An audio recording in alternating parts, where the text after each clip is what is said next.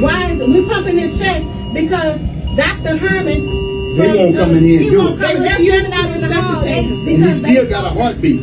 My son has a heartbeat. They told me that they wanted my son's organs. This story is not only scary, but it's downright disturbing, and it truly makes you wonder how often something like this happens in relation to being a organ donor. Make no mistake about it, those who go on to donate their organs after they pass away do go on to save a lot of lives. But I do believe there is a much bigger conspiracy theory at play here than we realize. I absolutely hate using the word conspiracy theory because we all know who coined that phrase, but I do have to say it in order to play with YouTube's algorithm. But anyway, when it comes to organ donating, there is a dark truth at play here. Reading this article from NPR, which was published on October 17th, 2024, it is titled, "Horrifying Mistake to Take Organs from a Living Person Was Averted, Witnesses Say." Now, like I was saying, this story is absolutely mind-blowing because it truly makes you wonder how often something like this happens, where you have a person showing signs of life, and yet surgeons still continue removing their organs. Continuing to read the article, Natasha Miller says she was getting ready to do her job, preserving donated organs for transplantation, when the nurses wheeled the donor into the operating room.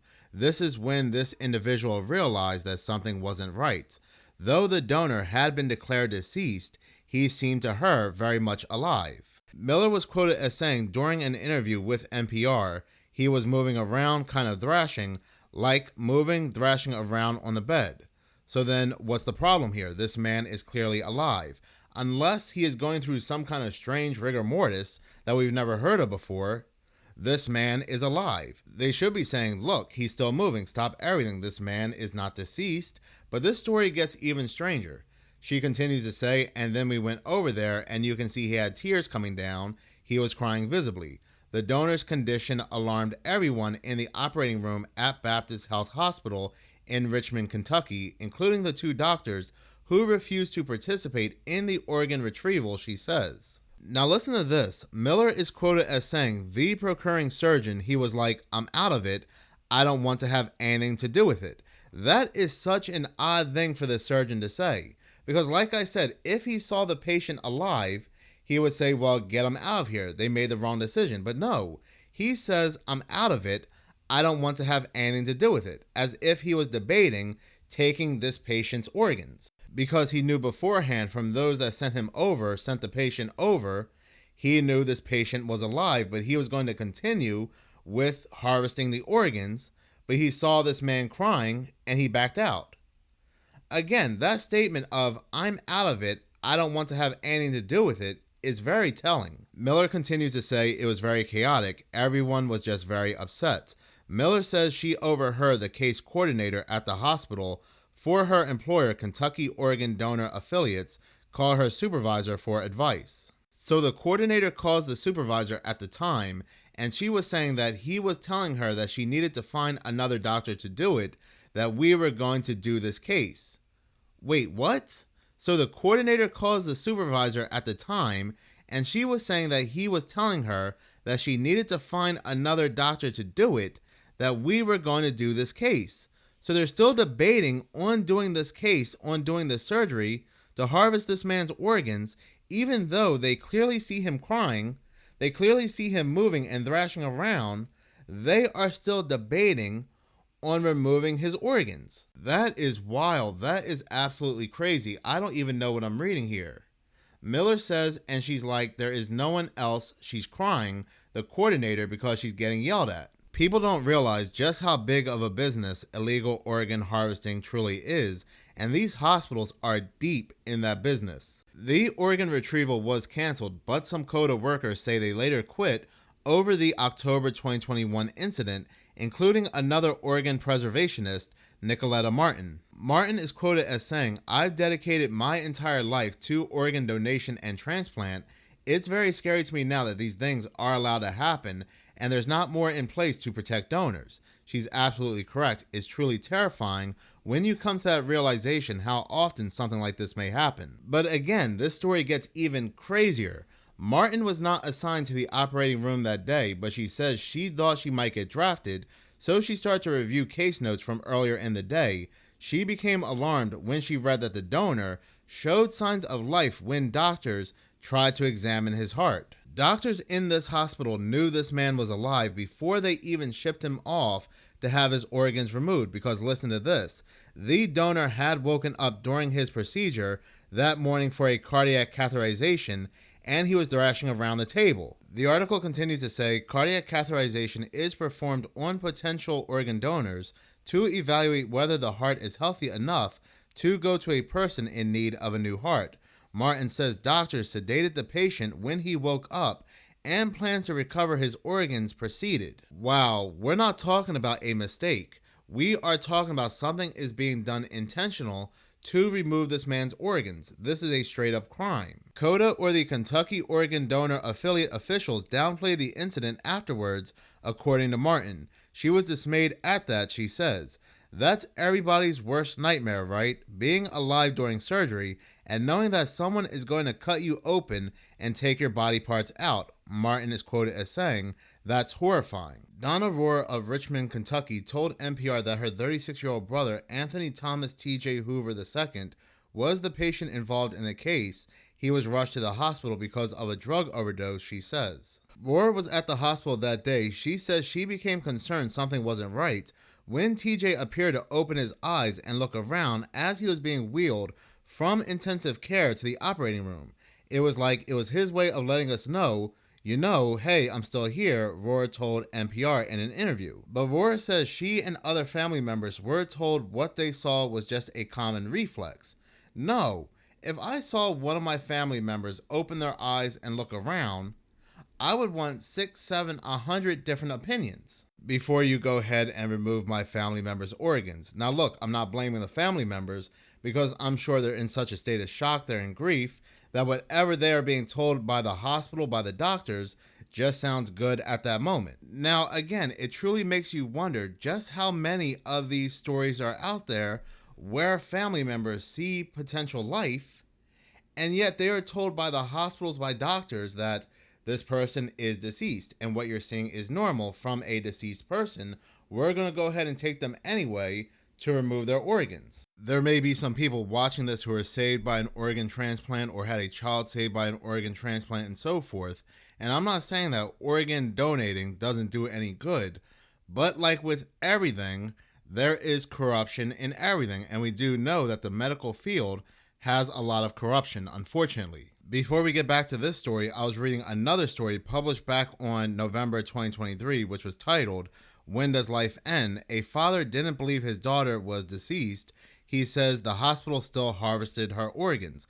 And this was an article that was published by The Guardian. This man, his daughter was on life support, and every day he would visit her, and every day he would say how little by little she would show signs that one day she may wake up and improve. But one day he was there and a policeman walks in and he was told that today's the day that they would take her off life support.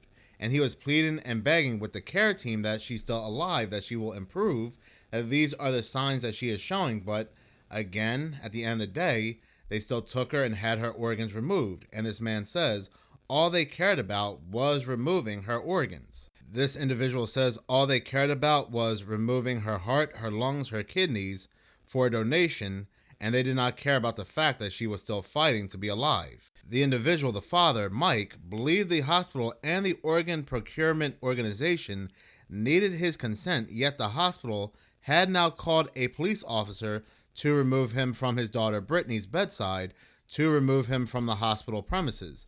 She is without a doubt responding to my touch, Mike told the officer. They wanted to pull the plug, but I said no. Mike was given 3 minutes to say goodbye to his daughter. So again, here's another individual who felt like something was wrong, that he felt like his family member, his daughter, was still alive. She was responding to his touch, and yet those in the hospital, those in the organ donating organization told this individual, no, we declared her brain dead, and that is that. Now say your 3 minutes goodbye and you have to get out. But going back to the previous individual who had overdosed, the general outline of the incident was disclosed in September by a letter Nicoletta Martin wrote to the House Energy and Commerce Committee, which held a hearing investigating organ procurement organizations. She later provided additional details about the case to NPR, quoted as saying, "Several of us that were employees needed to go through therapy. It took its toll on a lot of people, especially me," Martin told NPR. Directly after this, investigations went underway. The Kentucky State Attorney General's office wrote in a statement to NPR that investigators are reviewing the allegations. The Federal Health Resources and Service Administration, which helps oversee organ procurement, said in a statement to NPR that the agency is investigating these allegations, and some people involved in the case told NPR they have answered questions from the Office of the Inspector General of the Federal Department of Health and Human Services, though no federal official from that office has commented on the case. Baptist Health Richmond, the Kentucky hospital where the incident allegedly occurred, told NPR in a statement, "The safety of our patients is always our highest priority.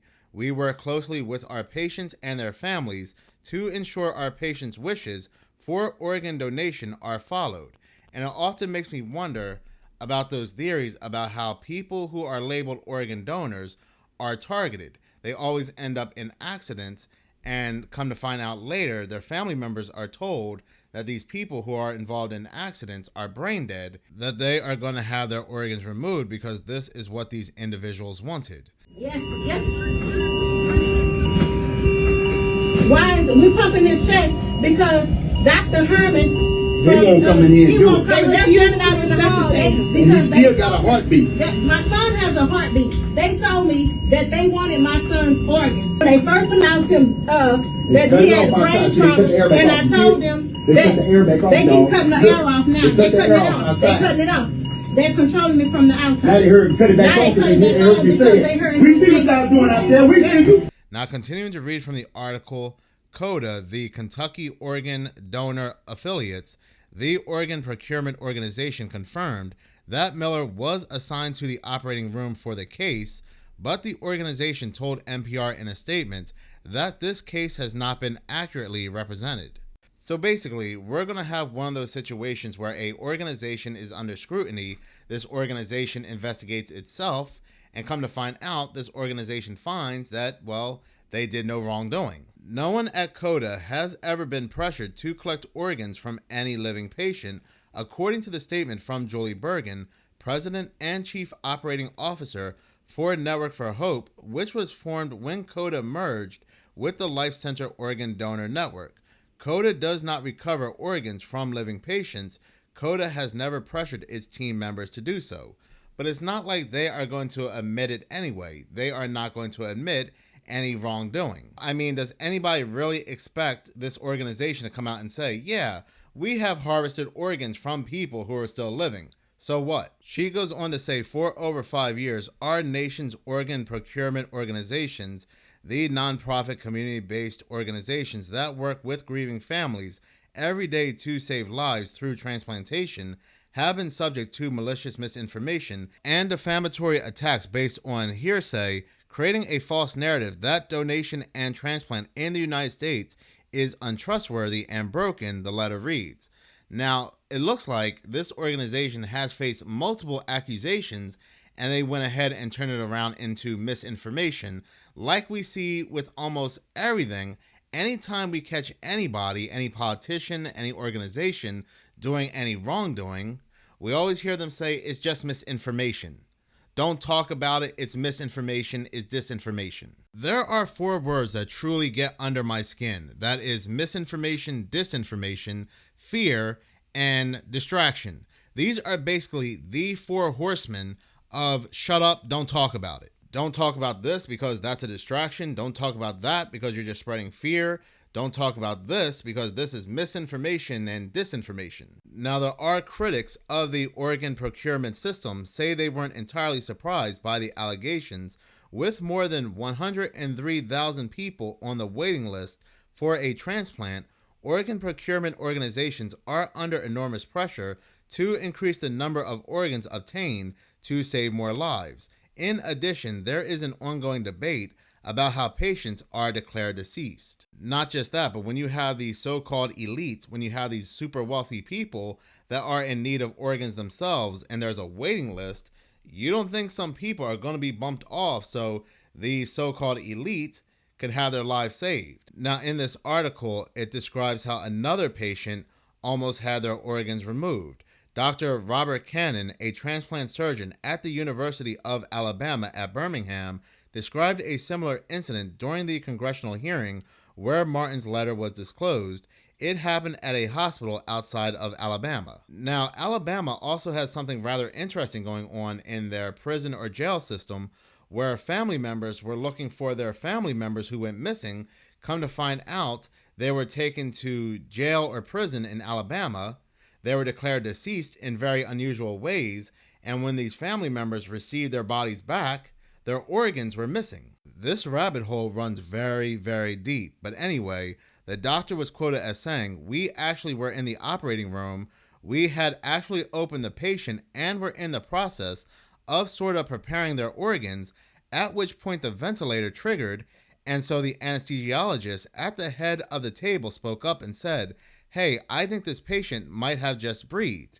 Cannon later told NPR in an interview, "If the patient breathes, that means that they are not brain dead." Nevertheless, even with this revelation, a representative from the OPO, which is the Organ Transplant Organization, wanted to proceed anyway, Dr. Cannon says, but he refused. This is absolute insanity, and this kind of plays hand in hand with what the previous doctor said when he said that, "No, I'm not going to take in any parts of this organ transplant." But continuing to read from the article, it says, "We were kind of shocked that an OPO person would have so little knowledge about what brain death means that they would say, 'Oh, you should just go ahead.' And we thought, no, we're not going to take any risk that we would end the life of a patient illegally, because that's what it would mean if the patient was still alive." Like I said, this is very, very scary, and you wonder just how often something like this occurs. But in any case, thank you so much for watching. If you like this channel and you want to see more, please subscribe. If you're already subscribed, please like, as any engagement does help the channel grow. Once again, thank you so much for your support.